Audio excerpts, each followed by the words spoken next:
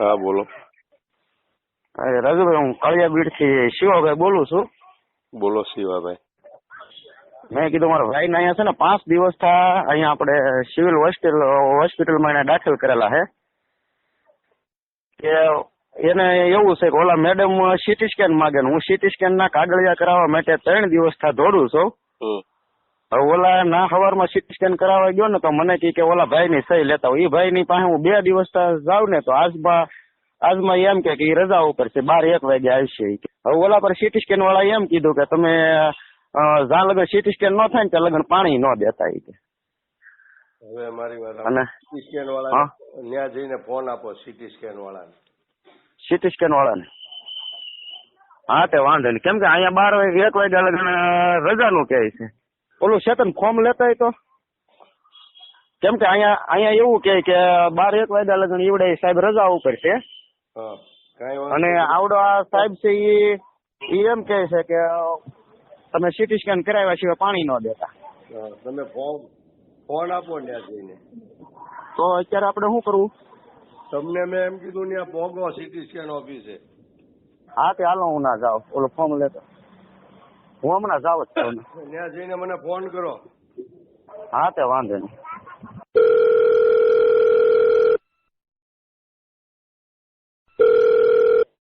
હાલો આપો.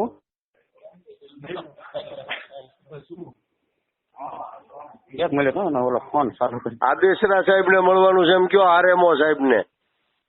આરએમઓ સાહેબ ક્યાં છે?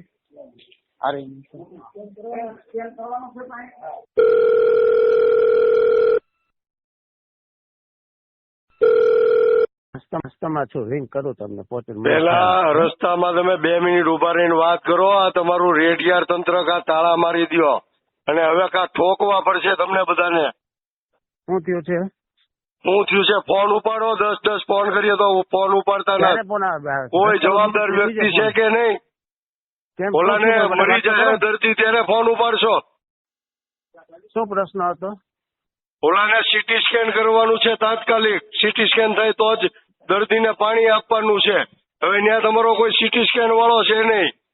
હવે માર માગે છે આ બધા, બીજું કઈ નહીં.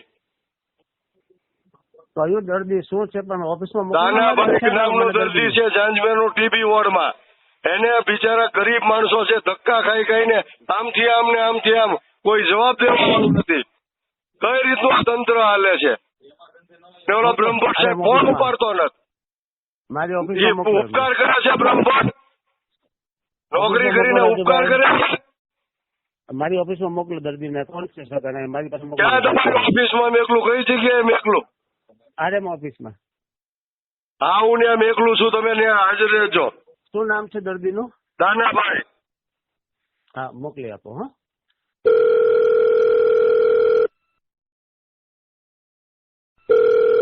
હલો. તમે છે ને ત્યાં આરએમઓ ઓફિસ છે. હા. આરએમઓ ઓફિસમાં પોગો જલ્દી. ત્યાં સાહેબ અરે મારે વાત થઈ. હા તે વાંધો નહીં.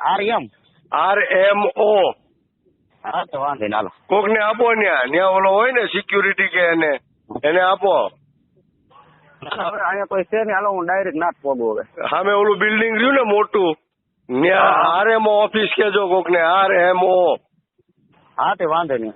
હો ત્યાં પોગીને મને ફોન કરો. હા. હાલો, પતી ગયો રાજુભાઈ. પતી ગયું. હા. એટલે એવું પછી તો મને પાછા ઓલા ભાઈ બીજા હતા કે નહીં. હા. મને કે ભાઈ આમ ફરિયાદ થોડી કરે. મેં કીધું આવો મારા ભાઈ ને. અને હકીકત એવું હતું 5 દિવસ અત્યારે તો હજી મેં પાણી નથી દીધું. બોલો, આવો ન છૂટકે મારે તમને ફોન નકર ફોન ન કરે તમને. થોડા ચાલે થોડી લઉં એમ. એને કીધું ને કે આ પાણી વગર તડફડિયા મારે છે દર્દી. હા એટલે જ ને. પણ તમારો ફોન ગયો ને એટલે નકર ઓલો હતો રજા ઉપર. હા. પછી પૈસા પાછા એને બીજાને બોલાવ્યા પાછા મને અંદર લઈ ગયો. મને કે અહીંયા અંદર બોલાવે સાહેબ. મને કે 1 વાગ્યા ઓલા આખો દિવસની રજા મેં કીધું તમે મને 1 વાગ્યાની કીધી. મેં એને કીધું 1 વાગ્યાની રજા કીધી. મેં આખો દિવસની નથી કીધી.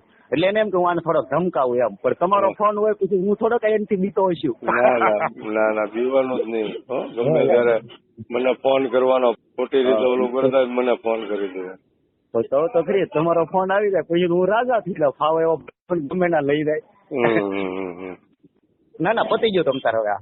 હે ને? હા, ઓકે ઓકે. હા.